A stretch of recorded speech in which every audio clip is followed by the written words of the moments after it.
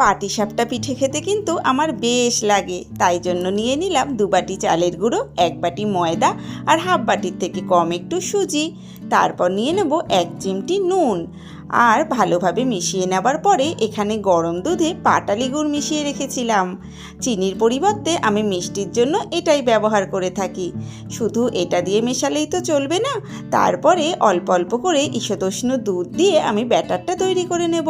দুধটা কিন্তু একবারে দিলে হবে না, বারবার করে অল্প অল্প করে দিয়ে দিয়ে ব্যাটারটা স্মুথভাবে তৈরি করে নিয়েছিলাম। আর তারপরে পুরের জন্য গরম দুধে পাটালি গুড় আর নারকেল দিয়ে পুর রেডি করে নিয়েছি। আর তারপরে ফ্রাই প্যানে 30 মিনিট রেখে দেওয়ার পর ব্যাটারটা নিয়ে তৈরি করে নিচ্ছি পাটিসাপটা পিঠে। হাতার পিছনটা দিয়ে এরমভাবে ঘুরিয়ে ঘুরিয়ে তারপর দিয়ে দিলাম তৈরি করে রাখা পুরটা। দেখেছো তো, একটুও কিন্তু প্যানে আটকে যাবে না। আর মাখা সন্দেশ আর গুড়ের পিঠে আমার